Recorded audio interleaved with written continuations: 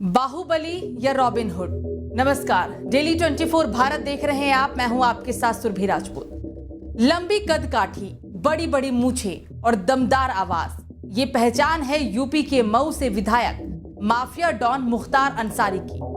Cricket में रुचि रखने वाले मुख्तार अंसारी ने कम उम्र में ही गुनाहों की दुनिया में कदम रख दिया था। राजनीतिक खानदान से ताल्लुक रखने वाला मुख्तार अंसारी 19 साल जेल में रहा। जेल से ही गुनाहों की दुनिया को चलाता था और जेल में ही उसकी मौत भी हो गई। दरअसल उत्तर प्रदेश हमेशा अपने महान विरासत के लिए जाना जाता है, या फिर संगठित अपराध, बाहुबल और माफिया के लिए भी जाना जाता है। इसी उत्तर प्रदेश की धरती की सबसे उपजाऊ भूमि है पूर्वांचल, यानी कि उत्तर प्रदेश का पूर्वी भाग। पूर्वांचल में 1980 के दशक के बाद से ही रंगबाजी का दौर भी शुरू हो गया था। पहले इसका केंद्र बना गोरखपुर, फिर समय के साथ ये शिफ्ट हुआ और केंद्र बन गया गाजीपुर।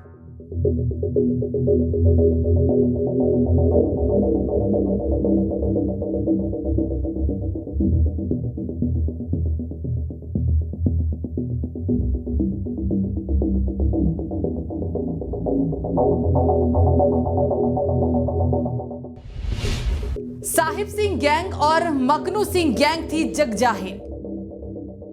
गाजीपुर में उस समय दो गैंग सक्रिय थे, पहली साहिब सिंह गैंग और दूसरी मकनू सिंह गैंग, और दो प्रतिद्वंदी गैंगस्टरों ब्रजेश सिंह और मुख्तार अंसारी, जिनकी प्रतिस्पर्धा जगजाहिर थी।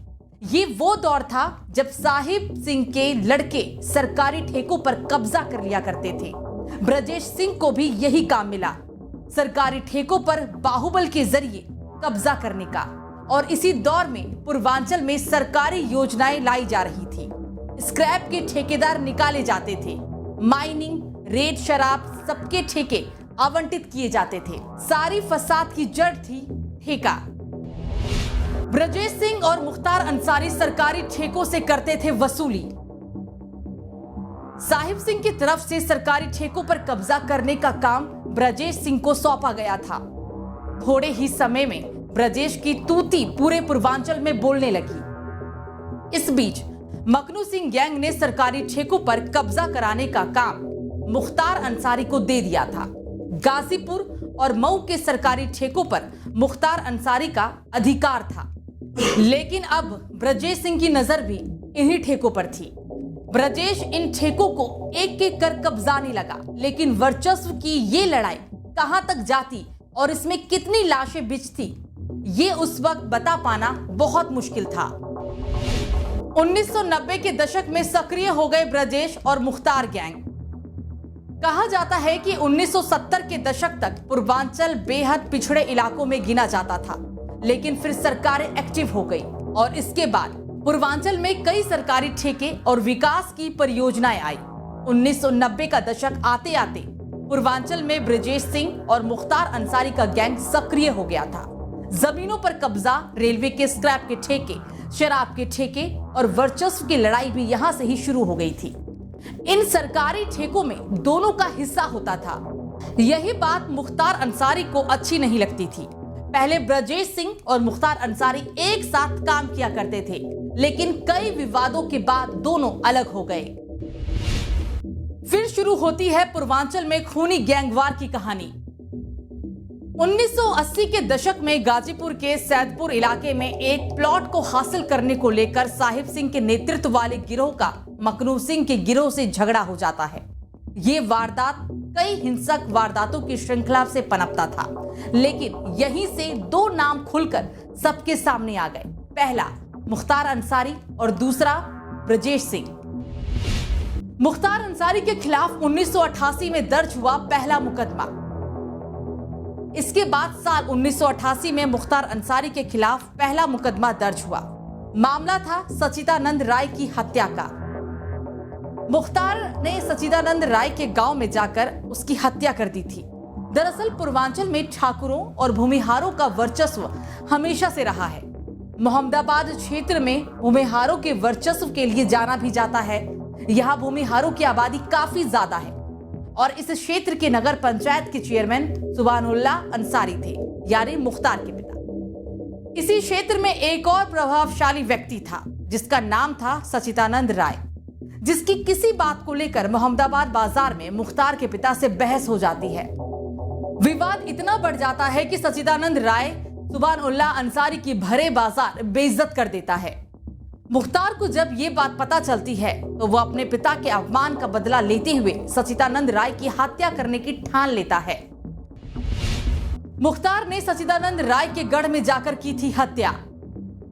माफिया मुख्तार अंसारी साधु सिंह और पकनू सिंह के नाम के दोनों कुख्यात अपराधियों की मदद से सचिदानंद राय के गांव में घुसकर उसकी हत्या करवा देता है। लेकिन अपराध और अपराधी दोनों की ही उम्र बहुत छोटी होती है और एक दिन कुख्यात अपराधी साधु सिंह की हत्या हो जाती है। इस हत्या के पीछे नाम आता है बाहुबली नेता ब्रिजेश सिंह का। बस अब क्या था, ठेकेदारी और रंगदारी को लेकर पहले से ही मुख्तार ब्रिजेश सिंह से नाराज था। साधु सिंह की हत्या में नाम आने के बाद मुख्तार और ब्रिजेश के बीच दुश्मनी और भी बढ़ जाती है। कृष्णानंद राय की हत्या के बाद बढ़ा मुख्तार का वर्चस्व। ब्रिजेश सिंह और मुख्तार अंसारी दोनों का ही नाम पूर्वांचल के बच्चे बच्चे की जुबान पर था। दोनों के अपने अपने गैंग थे। दोनों के ही गैंग में जवान लड़कों की कमी नहीं थी। दोनों के बीच कई बार गैंगवार भी हुआ। कभी मुख्तार ने ब्रिजेश पर हमला करवाया तो कभी ब्रिजेश ने मुख्तार पर। कई बार दोनों की जान जाते जाते बची, लेकिन मुख्तार और ब्रिजेश की लड़ाई में पलड़ा हमेशा मुख्तार का ही भारी रहा। जब साल 1996 में बसपा के टिकट पर चुनाव जीतकर मुख्तार विधानसभा पहुंचा, यहां से मुख्तार ने अपनी राजनीतिक ताकत का इस्तेमाल करना भी शुरू कर दिया। मुख्तार ने ब्रिजेश सिंह के पीछे पुलिस फोर्स को लगा दिया और मुख्तार का गैंग भी ब्रिजेश सिंह के लोगों पर लगातार हमला करता रहा। इस दौरान ब्रिजेश सिंह के कई करीबियों की हत्या कर दी गई। मुख्तार फिर बाहुबलियों की लिस्ट में सबसे ऊपर आ गया और यही शुरू हो जाती है विधायक कृष्णानंद राय की कहानी।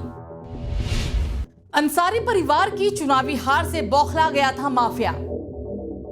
हुआ कुछ यूं कि मोहम्मदाबाद विधानसभा सीट की क्षेत्र पर पिछले कई सालों से अंसारी परिवार का कब्जा था।